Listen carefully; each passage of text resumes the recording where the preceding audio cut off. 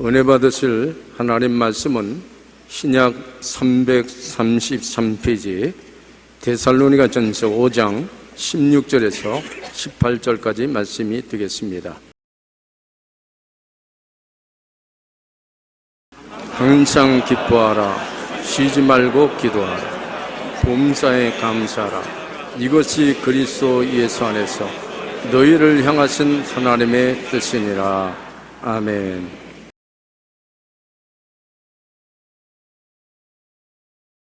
저는 오늘 우리를 변화시키는 말이라는 제목으로 은혜를 나누겠습니다. 한번 따라 말씀해 주세요. 우리를 변화시키는 말.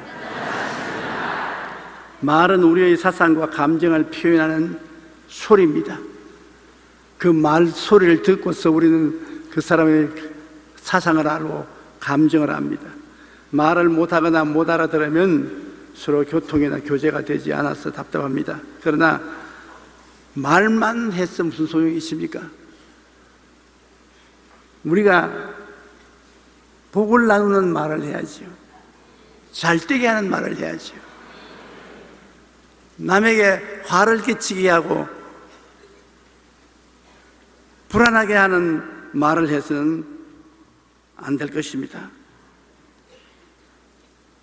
미국의 뇌 전문학자들의 연구 보고에 의하면 우리 사람의 뇌 세포는 230억 개인데 이 230억 개 뇌 세포 중의 98%가 말의 영향을 받는다는 것입니다. 그래서 최근 의학계에서는 뇌 속에 있는 언어 중추신경이 모든 신경을 다스린다는 학설을 바탕으로 언어 치료법이 개발되었습니다. 여러분, 말이 다른 신경을 다 지배한다는 것입니다. 우리 여러 가지 신경이 많지 않습니까? 보는 것, 듣는 것, 느끼는 것, 기쁜 것, 슬픈 것, 그런 모든 신경이 언어 중추신경이 말에 따라서 변화된다는 것입니다. 성경은 언제부터 말하고 있지 않습니까? 지킬 만한 것보다 내 마음을 지켜라. 생명이 그는 이에서 난날 때 마음을 지키는 것도 말로서 지키는 것이고, 죽고 사는 권세가 혀에 있으니 혀를 사용하기 전에 한 자는 그 열매를 먹으리라고 했고, 무엇이 땅에서 매면 하늘에서 매일 것이요 땅에서 풀면 하늘에서도 풀린다고 말했어요. 성경은 오래전부터 이미 언어 중추신경이 우리의 삶 속에 절대적인 리더십을 가지고 있다는 것을 말하고 있었는데, 오늘날에 와서 이제 뇌세포 전문학자들이 뇌 속에 있는 언어 중추신경이 모든 신경계를 다스린다는 것입니다. 그러므로 무슨 말을 자꾸 하고 돌아다니느냐, 그 말대로 되는 것입니다. 난 못났다고 자꾸 돌아다니면 몸이 전체가 다 못나자, 못났다, 중추신경이 못났다고 말하니까 못나야. 잘났다 그러면 우리 잘나던 형태를 취하자. 어느 중추신경이 잘났다 그런다. 힘이 없다면 맥 빠지고, 힘이 있다면 힘 있는 반응을 하는 것입니다. 어느 치료법이란 환자에게 병이 나았다는 긍정적인 말을 하면 환자가 이 말을 듣고 그의 신체가 말의 방향대로 움직인다는 것입니다. 불치의 병이 들어 죽어가는 사람 보고 너는 병이 나았다고 입으로 자꾸 시인하라. 그러면 그대로 된다. 성경에는 옛날부터 말하고 있지 않습니까? 마음의 밑에 의에 이르고 입으로 시인하면 구원에 이른다고. 실제로 미국 위스콘신 주의 한 병원에서는 치료가 불가능한 암 환자에게 하루에 3번 난 깨끗하게 치료되었다, 난 다 나았다고 말하는 언어 치료법을 권했습니다. 그런데 그 환자는 놀랍게도 3주가 지난 후에 실제로 완치되어서 병원에서 퇴원했습니다. 그만큼 힘이 있어요. 입술의 고백이 그만한 힘이 있는 것입니다. 이와 반대의 이해도 있습니다. 한 연구소의 조사 결과에 하면 자살한 청소년의 80에서 90%는 부모로부터 너 같은 놈은 필요 없어, 나가 죽어, 그 말 결과로 자살했답니다. 우리 어릴 때도 우리 친구 집에 가면 친구 어머니가 그런 말 하는 걸 내가 좀 들었습니다. 이 범불고 갈 놈아, 이 죽을 놈아. 나가서 자빠져. 그러는데 자살은 안 해도 지금 벌써 다 이 세상을 떠났어요. 부모님의 그런 저주를 받고 살아남을 택이 없습니다. 말은 우리의 생각과 마음을 표현하는 소리이기도 하지만 말에 의해 우리의 생각과 마음은 움직이기도 하는 것입니다. 그러면 우리는 말을 잘 해야 합니다. 서로를 격려하며 용기를 주어 상대방이 잘 뛰게 하는 말을 해야 되는 것입니다. 감사는 우리를 잘 뛰게 하는 것입니다. 우리가 평소에 많이 사용하는 단어인 감사, 이 감사는 우리를 잘 뛰게 하는 것입니다. 무엇보다도 하나님께 먼저 감사를 드려야 되는 것입니다. 자연 만물을 주신 하나님을 생각할 때 감사하지 아니할 수 없습니다.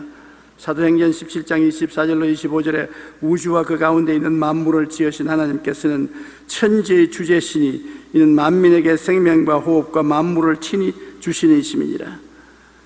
하늘과 땅과 그 가운데 있는 모든 것을 우리에게 주신 우리 하나님께 감사하지 아니할 수가 없습니다.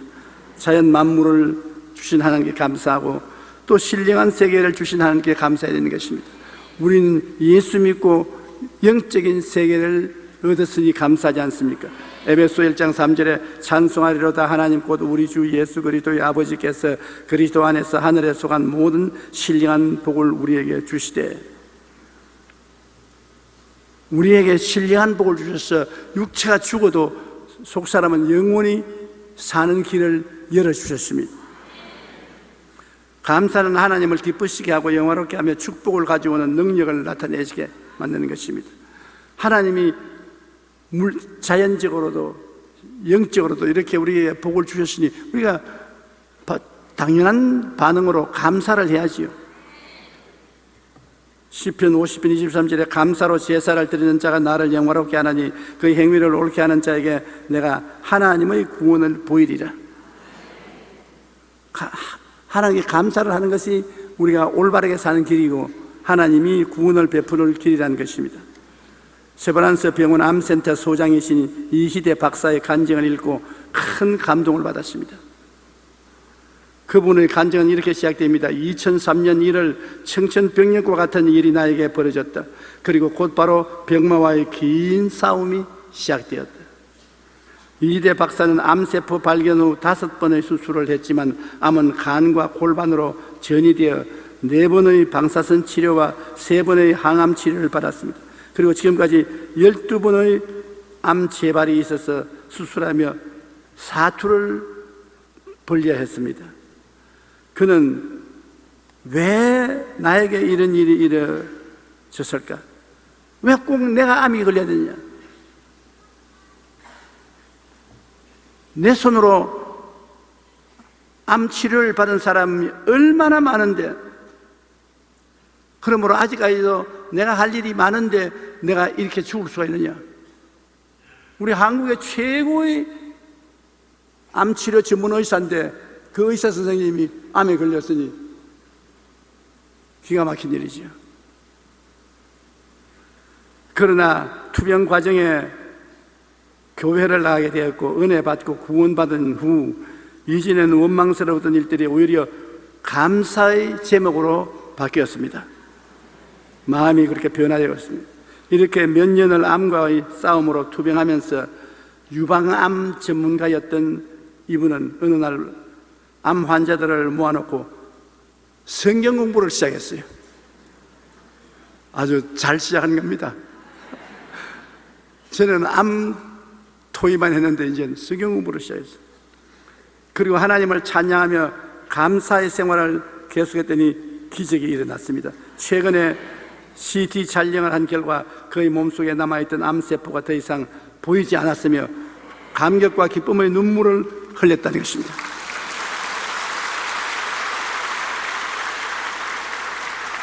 그는 지금도 환자를 진료하고 수술하는 의사로 암 발병 이후 한국유방암학회 이사장, 영동세브란스 병원 외과 과장을 일했고 교수직은 물론 암센터 소장으로 하루를 바쁘게 보내고 있습니다. 최근에는 희대의 소망이라는 책까지 냈습니다.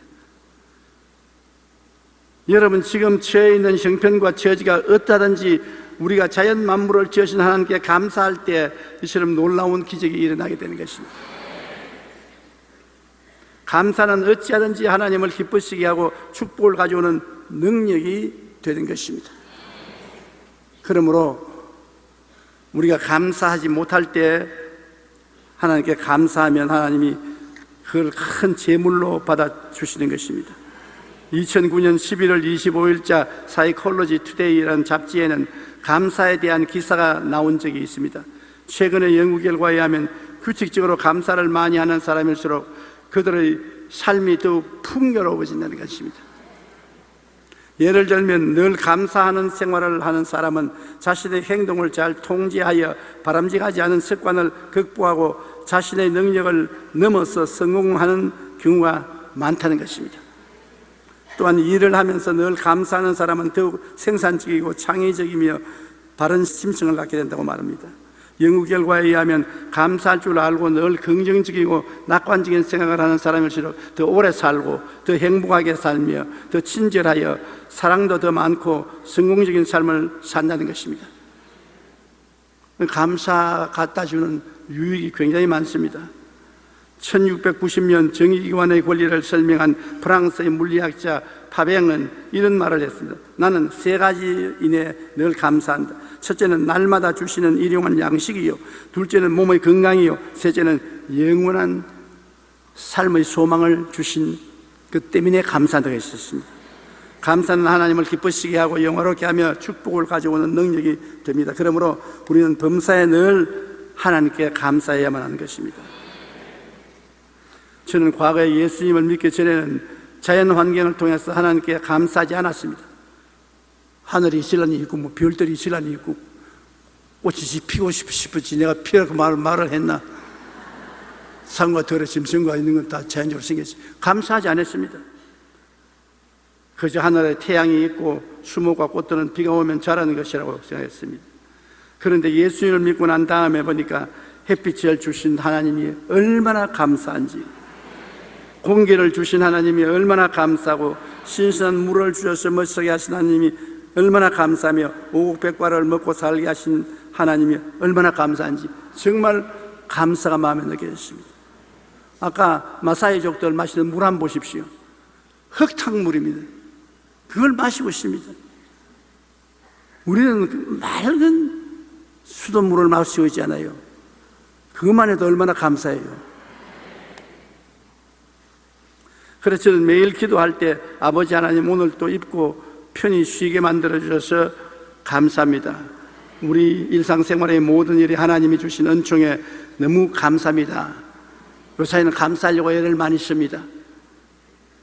하나님은 믿는 자나 믿지 않는 자나 누구에게나 골고루 햇빛과 비를 주시고 양식을 주십니다. 그것은 우리가 이 땅에 사는 동안 구원받을 수 있는 기회를 허락하기 위한 것입니다. 오래 살아야 구원받을 수 있지. 구원 안 받는 사람이 빨리빨리 죽어버리면 구원받을 시간이 없지 않습니까? 늘 자연 만물을 주신 하나님께 감사하고 생활 중에 우리에게 베풀어 주신 하나님의 크고 작은 은혜에 감사하면 하나님도 영화로움을 느끼고 여러분도 더 오래 살게 되고 행복하게 되는 것입니다. 원망과 불평은 마귀의 근본적 성격입니다. 마귀가 아담과 하와를 타락시킬 때 다른 기술로 타락시킨 게 아니에요. 원망과 불평으로 타락시킨 것입니다. 동산에 있는 모든 실과를 먹지 말라고 하더냐, 그런 말 한 적이 없어요. 불평을 이제 가지고거든요. 아니라 모든 실과는 다 먹되 선악을 실과는 먹지 말라, 죽을 까느라. 천만에 안 죽어. 먹으면 하나님처럼 눈이 빨개질 테니까 하나님이 셈을 해서 그렇게 말하는 것이지. 안 죽는다, 안 죽어. 너도 하나님처럼 된다. 그 유혹을 받고 보니 먹음직하고 보암직하고 지혜롭게 탐스럽지라 하와가 따먹고 아담에게 먹게 하고 하나님을 반역하게 하는 것입니다. 그러므로 원망과 불평이 마귀가 타락시키는 근본적인 기술입니다.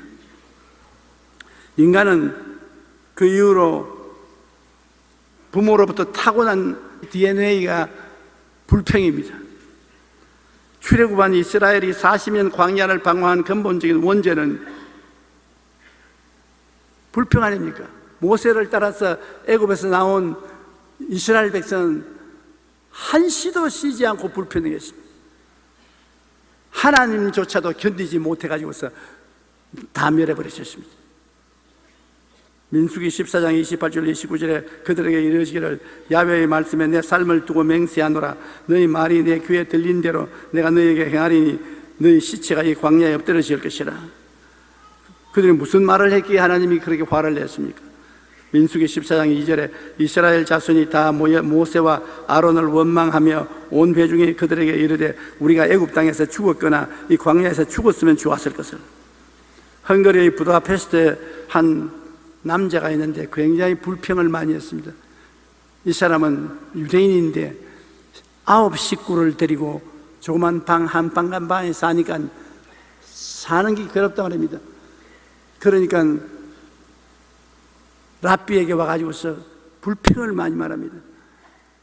하나님이 큰 집을 안 주려고 하면 식구라도 적게 주셔야지, 자녀를 많이 주셔가지고서 내하고 내 아내하고 자식들하고 수를 해야 하느니 9이가 조그만데 사는 게 말이 아니다. 랍비가 그 문제를 해결해 줘야지. 오늘 집에 돌아가더란 염소 새끼를 하나 끌고 와서 같이 살아라.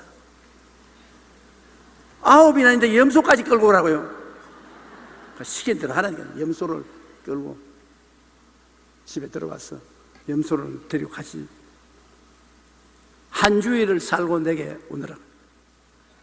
한 주일 만에 왔는데 막 얼굴에 사람 잡아먹을 형상입니다. 찌푸리고.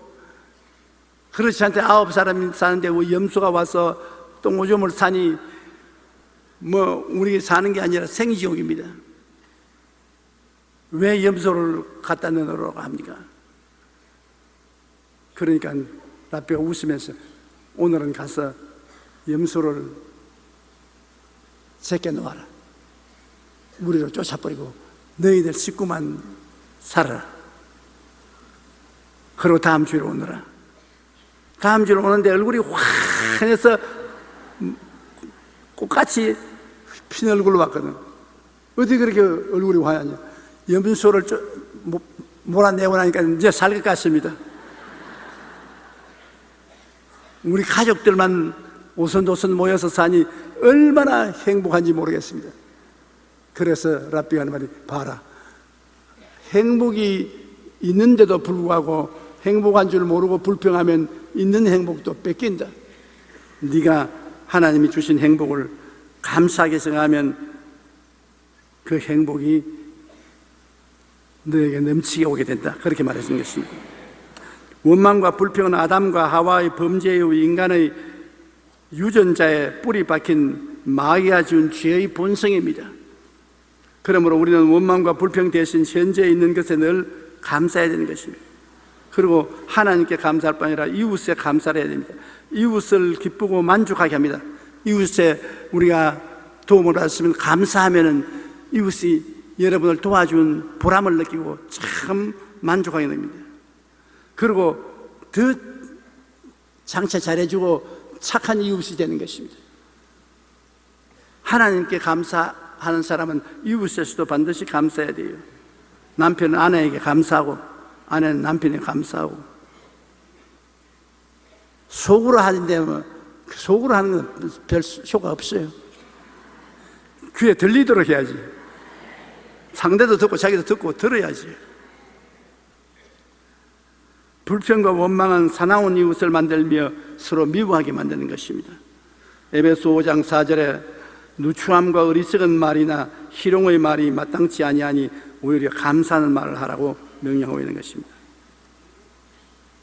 로마의 극작가이자 철학가인 세네카는 이런 말을 했습니다. 인간이 만약 이미 가지고 있는 것에 대해 불만을 느낀다면 전 세계를 자신의 것으로 만들었을지라도 불행하다. 원망과 불평은 끝이 없기 때문이라고 말했는 것입니다. 지금 가지고 있는 것 감사하지 않으면 아무리 좋은 거 갖다 놔도 감사할 줄 모른다. 스위스의 철학자 칼 힐티는 행복론이라는 자신의 책에서 행복의 첫째 조건으로 감사를 꽂았습니다. 그는 감사하라 그러면 젊어진다, 감사하라 그러면 발전이 있다, 감사하라 그러면 기쁨이 있다, 늘 감사할 것을 강조했습니다. 원망과 불평은 마귀의 근본 성격으로 출애굽한 이스라엘 백성이 광야에서 40년 방황을 하다가 하나님의 은혜를 다 잃어버리고 심판을 받아 죽었습니다. 그러나 감사하는 여호수아와 갈렙은 젖과 꿀이 흐르는 가나안 땅에 들어가서 큰 축복을 받고 잘 사는 것입니다.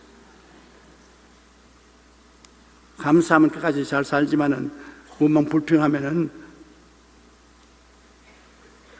오래 못 살고 불행하게 살다가 세상을 떠나게 되는 것입니다.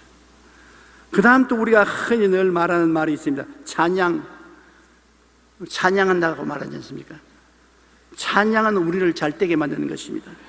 찬양이라는 것은 높이는 것을 말합니다. 감사는 고맙다고 인사하는 것이지만 찬양은 높이는 것을 말하는 것입니다.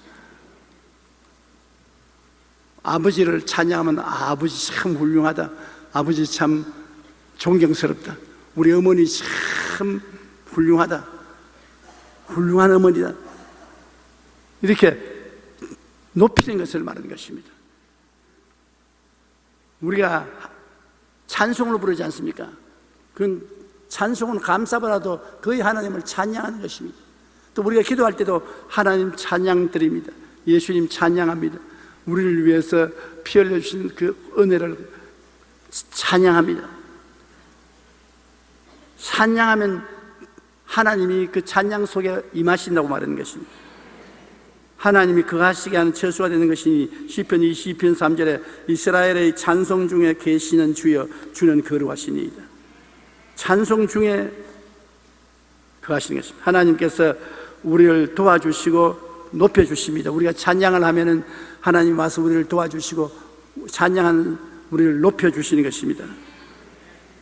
시편 68편 35절에 이스라엘의 하나님은 그의 백성에게 힘과 능력을 주시나니 하나님을 찬송할지어다. 하나님 찬송하면 힘과 능력을 주셔요. 여호사밧 왕은 모압과 암몬이 공격에 왔을 때 하나님 온 백성과 금식하고 찬양함으로 하나님이 도와주셔서 적군을 다 물리쳤습니다. 깡그리 적군들이 다 멸망을 받았습니다. 바울은 빌립보에서 점치는 귀신 들린 자의 귀신을 쫓아낸 것 때문에 신라와 함께 감옥에 투옥되었을 때 하나님께 기도하고 찬송하자 지진이 나서 옥토가 움직이고 차고가 풀리고 감옥 문이 열려버리고 말한 것입니다. 찬양은 그 가운데 하나님이 임재하시고 하나님이 우리를 해방시켜 주시고 높여 주시는 것입니다. 그러므로 찬양은 참으로 좋은 것입니다. 노벨 수상 작가인 펄버그의 어린 시절 이야기입니다. 그들이 중국에 선교사로 가 있으니까 중국 사람들이 서양 사람이라고 해서 굉장히 경문했습니다. 그런데 그들이 가 있던 동리에 가뭄이 들었어요. 오랫동안 비가 안 오니까 양놈이 들어왔기 때문에 우리 신이 화가 나서 비를 안 주니까 저녁에 양놈을 죽여버리자. 아버지가 선교하러 떠나서 엄마하고 펄버그 여사 어릴 때 하고 둘이가 있었는데 그 이야기를 하는 것을 엄마가 들었습니다. 그래 엄마가 집에 돌아와서 딸하고 같이 기도를 했습니다. 하나님, 이 동네에 있는 중국 사람들이 오늘 밤에 우리 집에 와서 우리를 다 모녀를 죽이겠다 합니다. 하나님 어떻게 할까요? 자기 어머니가 잔뜩 기도를 하더니만 하나님이 말씀을 하기 시작한 거예요. 과자를 만들기 시작했어요. 밀가루를 가지고 과자를 적게 만든 게 아니라 아주 많이 만들어 동네 사람이 먹을 만치 만든단 말입니다. 엄마 왜 과자를 만들어? 가만히 있어. 너는 가만히 있어. 그 저녁에 중국 사람이 한두 사람 웅숭웅숭하다니만 마당에 가득 모였어. 말 한마디만 생기면 달라들어서 다 때려 부수고 살림 다 빼앗아갈 작전인데, 그 어머니가 과자를 담고 나가가지고서 각 사람에게 과자를 나눠줘. 그게 나눠주는 과자 안 받아 먹을 수 없잖아요. 웃으면서 과자를 나눠주고 난 다음에, 그 다음에는 마루에 와서 오르강에 앉아서 중국어로 찬송하라 불렀습니다. 중국어로 막 하나님께 찬송을 부르니까 과자를 먹고 한참 앉았더니만 다 일어나서 가버리고 말았어. 하나님께서 찬송 중에 임하여 역사하니까 한 사람도 벌벅 여사와 그 식구들을 못 죽였어요. 그들은 다 그냥 떠나가고 말았어요. 그 다음 그 이후로 다시는 그들 죽이러 온 사람이 없었다고 말했습니다. 그러므로 찬양이라는 것이 우리 삶 속에 굉장한 영향력이 있다는 것을 알 수 있는 것입니다. 하나님을 영광스럽고 빛나게 하는 것입니다. 우리가 찬양을 하면은 하나님을 영광스럽게 합니다. 히브리서 13장 15절에 그러므로 우리는 예수로 말미암아 항상 찬송의 제사를 하나님께 드리자. 이는 그 이름을 증언하는 입술의 열매니라. 항상 예수로 말미암아 하나님께 찬양을 드리자. 하나님을 욕하고 비난하면 그 욕과 비난이 부모랭으로 자기에게 돌아옵니다. 내가 너희에게 이르노니 사람이 무슨 무익한 말을 하든지 심판날에 이에 대하여 신문을 받으리니 내 말로 의롭다함을 받고 내 말로 정지함을 받으리라고 예수님께서 말씀하셨습니다. 우리가 하나님은 찬양한다 하지만 인간은 찬양한다는 말 안 합니다. 인간은 칭찬한다, 칭송한다고 말합니다.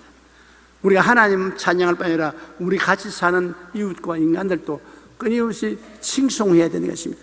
칭찬해야 되는 것입니다. 칭찬을 아끼면 안 되는 것입니다.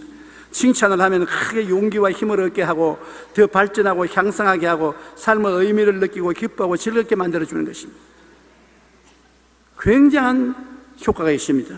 잠언서 27장 21절에 도가니로 은을, 풀무로 금을, 칭찬으로 사람을 단련한다고 말했습니다. 글쓰기를 좋아하는 소년이 있었습니다.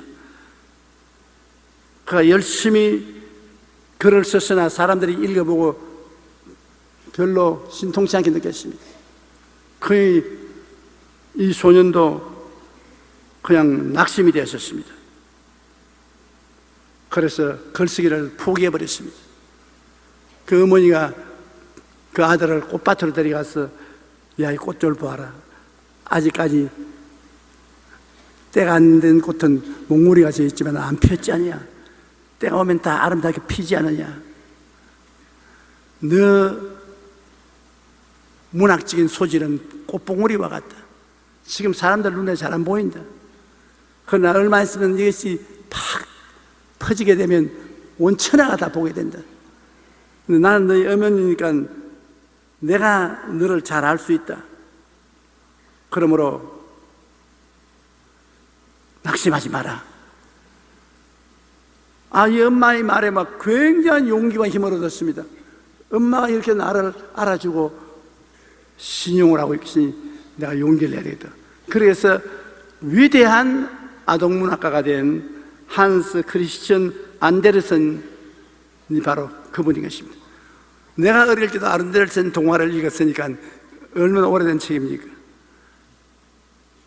그 어머니의 격려 때문에 그렇게 할 수 있습니다. 어머니가 격려 안 했으면 낙심하고 말았을 것입니다. 우리가 하나님은 찬양하지만은 인간을 높이는 것은 찬양이 아니고 칭찬하는 것입니다. 우리의 칭찬 한마디는 상대방에게 큰 용기와 힘을 주고 그 안에 잠재된 놀라운 능력을 발휘할 수 있도록 만들어주는 것입니다. 그러므로 칭찬을 아끼지 마십시오. 가까운 사람이 칭찬한다고 효과가 없는 것 아닙니다. 칭찬은 10가지 능력에 대하여 어와나 클럽에서 뉴스레터에 실었던 글입니다. 첫째, 칭찬은 키 크는 약이다. 행복을 10배로 키워준다. 둘째, 칭찬은 만병통치약이다. 칭찬으로 안 나는 것이 없다. 셋째, 칭찬은 영혼이다. 보이지 않고 큰 영향력을 미친다. 넷째, 칭찬은 메아리다. 간 것이 되돌아온다. 다섯째, 칭찬은 꽃을 피우는 마술사다. 굳어있는 얼굴에 웃음꽃을 피우게 한다. 칭찬은 샘물이다. 기쁨의 갈증을 깨끗이 씻어준다. 일곱째, 칭찬은 별책 부록이다. 돈 안 들고 기쁨을 전해준다. 여덟 번째, 칭찬은 씨앗이다. 무한한 가능성을 가지고 있다. 아홉 번째, 칭찬은 비타민이다. 몸과 마음이 상큼해진다. 열째, 칭찬은 위대한 대통령이다. 역사를 새로 쓰게 만든다. 오늘 만나는 사람에게 칭찬 한마디를 해보세요. 칭찬은 용기와 힘을 얻게 하여 더 발전하고 향상하게 할 뿐 아니라 삶의 의미를 느끼고 기쁘고 즐겁게 만들어주는 것입니다. 고래도 칭찬하면 춤춘다고, 그건 다른 데서 배운 게 아니라 텔레비에서 그렇게 말을 합니다. 그러니 사람이 칭찬을 받을 때 얼마나 용기를 얻겠습니까? 인간을 꾸짖고 비난하면 낙심하고 좌절합니다. 심히 꾸짖고 비난하면 낙심하는 사람 없습니다. 골로새 3장 21절에 아비들아 너희 자녀를 노엽게 하지 말지니 낙심할까미라. 그리고 꾸짖고 비난하면 대적하게 만드는 것입니다. 잠언 18장 21절에 죽고 사는 것이 혀의 힘에 달렸나니 혀를 쓰기 좋아하는 자는 혀의 열매를 먹으리라고 말하셨습니다. 지난 5월 11일에 한 인터넷 신문에서 초중고등부 학생과 학부모 860명을 대상으로 가장 기억에 남는 선생에 대한 설문조사를 했는데, 조사 결과 학생 40%와 학부모 66%가 가장 기억에 남는 선생은 칭찬을 많이 해준 선생님이라고 했습니다. 학교를 졸업하고 오랜 세월이 지나서도 칭찬해 준 선생님은 기억에 남아있다는 것입니다. 그 이후에 선생님은 별로 마음에 남아있지 않습니다. 부모가 자녀에게 무슨 말을 하는가, 여러분 굉장히 조심해야 되는 것입니다. 건국대학교 정신과 하지연 교수는 비판이나 위협은 사람을 긴장하게 하고 피로를 불러온다고 말하셨습니다. 심리학자인 제스 레이어는 칭찬은 인간의 정신에 비치는 따뜻한 햇빛과 같아서 우리는 칭찬 없이는 자랄 수도 없고 꽃 피울 수도 없다고 말하는 것입니다. 그런데 자녀에게 부모님이 야, 너 못난 놈아, 너 같은 놈은 내 자식 된 것을 부끄럽게 생긴다, 이런 말은 정말 조심해야 된다는 것입니다. 미국의 뉴욕타임스지에서는 자녀를 둔 어머니들이 조심해야 할 5가지 말을 발표했습니다. 첫째, 내가 왜 너를 낳았는지 모르겠다. 아유, 너 같은 놈을 내가 왜 낳았는지 모르겠다. 둘째, 너는 왜 다른 애들처럼 못하니? 다른 애들은 다 하는데 왜 너는 못하니? 셋째, 내가 도대체 몇 살이냐? 넷째, 이 바보야. 다섯째, 시끄러워. 엄마를 괴롭히지 말라. 이런 말은 자녀에게 삶의 의미를 빼앗고 상처를 주며 부모에게 반감을 갖게 하는 것입니다. 더욱이 자녀는 이런 말들로 인해 비관적인 생각을 하고 자신감을 잃게 되어 불행한 인생을 살다가 세상을 마치게 됩니다. 부모가 자녀에게 어떠한 말을 하느냐 하는 것은 자녀의 운명을 결정짓는 중요한 요인이 되기도 합니다. 자녀에게는 누구보다도 부모의 칭찬과 격려가 큰 용기와 힘을 주어 더욱 발전하고 향상하게 만들어주는 것입니다. 아버지 어머니가 주는 격려는 선생이 주는 격려나 칭찬보다 훨씬 효과가 있습니다. 용기와 힘을 주는 것입니다. 그러므로 우리가 평소에 감사란 말, 칭찬이란 말을, 찬양이라는 말 보통 많이 쓰잖아요. 그 다음에 우리가 또 평소에 늘 쓴 말 중에 축복이란 말을 많이 씁니다. 축복하면 축복이 온다. 우리 한국 사람들은 종처럼 이웃을 축복 안 하지요. 유대민족들은 어린아이 때부터 시작해서 어른 되어서 노인이 될 때까지 만나기만 하면 축복합니다. 그렇게 축복하기 때문에 그가 유대민족이 세계적인 민족이 된 것입니다. 성경에 보면 하나님은 축복의 하나님이십니다. 하나님 믿고 나오는데 축복 못 받는다면 도저히 있을 수가 없어요. 왜? 하나님은 아브라함을 불렀을 때 창세기 12장 2절에 내가 너로 큰 민족을 이루고 내게 복을 주어 내 이름을 창대케 하리니 너는 복이 될지라. 복 받을 거 아닙니다. 복이 된다. 네가 복이 된다. 이게 우리 하나님인 것입니다. 창세기 14장 2절에 보면 아브라함에게 가축과 은과 금이 풍부하였더라. 아브라함의 아들 이삭은 어떻게 했습니까? 하나님이 창세기 26장 12절로 13절에 보면 이삭이 그 땅에서 농사하여 그 해에 100배나 얻었고 야훼께서 복을 주심으로 그 사람이 장대하고 왕성하여 마침내 거부가 되었다. 아브라함의 하나님, 이삭의 하나님. 그 다음 야곱의 하나님은 어떻게 했습니까? 이스라엘의 하나님. 창세기 30장 42절로 43절에 튼튼한 것은 야곱의 것이 된지라 이에 그 사람이 매우 번창하여 양떼와 노비와 낙타와 나귀가 많았더라. 삼촌집에서, 외삼촌집에서 머슴살이에서 벌은 돈입니다. 야곱이 바담 아람에서 돌아오며 하나님이 다시 야곱에게 나타나서 그에게 복을 주시고, 그 다음에 요셉은 어떻습니까? 애굽의 종으로 팔려갔습니다. 종으로 팔려간 요셉이 하나님이 종으로 내버려 놓지 않고 끌어주셔서 애굽의 국무총리가 됐습니다. 바로 왕 다음으로 높은 사람이 됐습니다. 그러므로 하나님은 어떤 하나님입니까? 아브라함의 하나님, 이삭의 하나님, 야곱의 하나님은 백만장자의 하나님이시고 축복의 하나님인 것입니다. 그런데 왜 우리는 이 하나님을 모시면서 하나님은 축복해 주지 않는다, 나는 헐벗고 굶주린다, 나는 낭패한다, 실패한다, 나는 못 산다, 그런 방정맞은 소리 합니까? 어디 하나님이 그렇게 사십니까? 내 마음을 다하고 뜻을 다하고 정성을 다하고 목숨을 다하여 주 하나님을 섬기고 경배하면 하나님이 우리들을 축복해 주시는 것입니다. 그리고 우리가 서로 만나면 자꾸 축복을 해야 돼요. 성경에 보면 아들을 못 낳는 한나가 성전에 가서 통곡을 하고 울고 있으니까 제사장 엘리가 왜 우느냐, 그 아들을 못 낳아서 운다 그러니까 네 마음의 소원이 이루어지기를 바란다고 축복해 주었습니다. 그러자마자 집에 가서 아들 낳았어요. 그 다음 그 아들 사무엘로 교회에 바치고 난 다음 제사장이 한마디 더 했어요.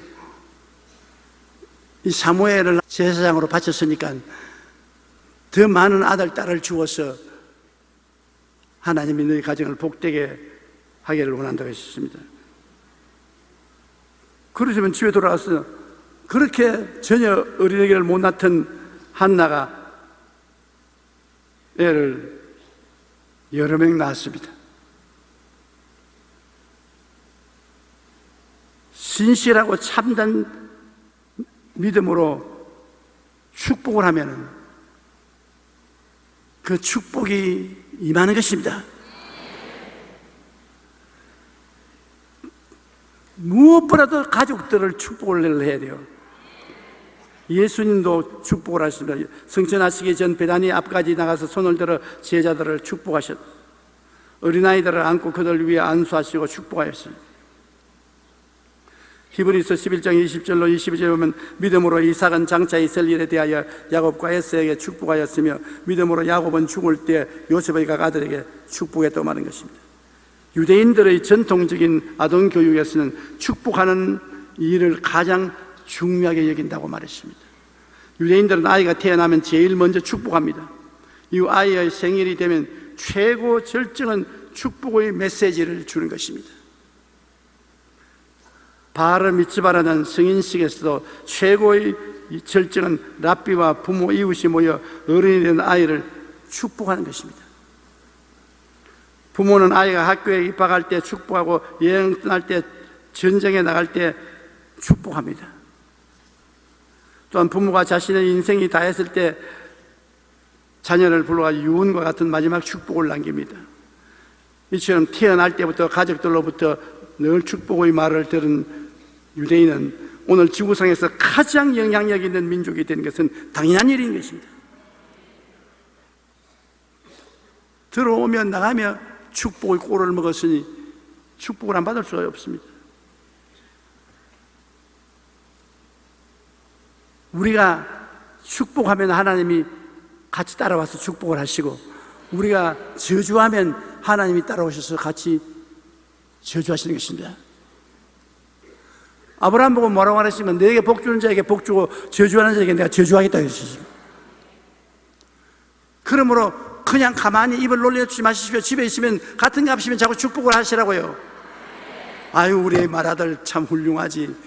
정말 건강하고 공부 잘하니 감사하다. 더욱 하나님이 축복해 주시기를 바란다.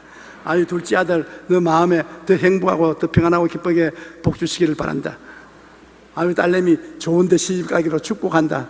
좋은 신랑감 만나기를 바란다. 우리 남편 건강하게 직장에 잘 나가고 일찌감치 집에 돌아오기를 축복합니다. 그럼 남편은 아내를 축복해야지. 우리 아내 언제나 착하고 매력이 있고 온순한 분인데 하나님 복을 주셔서 더욱 훌륭한 분이 되게 해 주시옵소서. 자꾸 좋은 길로 복을 줘야지요.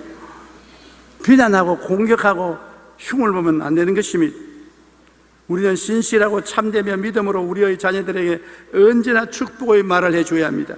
그럴 때 우리 자녀들은 하나님의 축복 가운데 세상에서 머리가 되고 꼬리가 되지 않으며 나누어 주되 꾸지 않는 복된 삶을 살아갈 수 있게 되는 것입니다. 우리는 우리를 선하게 변화시키는 말을 늘 습관적으로 말해야 됩니다. 우리 입에서 감사합니다, 찬양합니다, 축복합니다는 말은 항상 끊어지지 않아야 되는 것입니다. 그러면 나와 하나님과 관계가 변화되고, 나와 이웃과의 관계가 변화되고, 나와 세상과의 관계가 변화되는 것입니다. 지그지글러의 정상의 법칙에는 이런 말이 있습니다.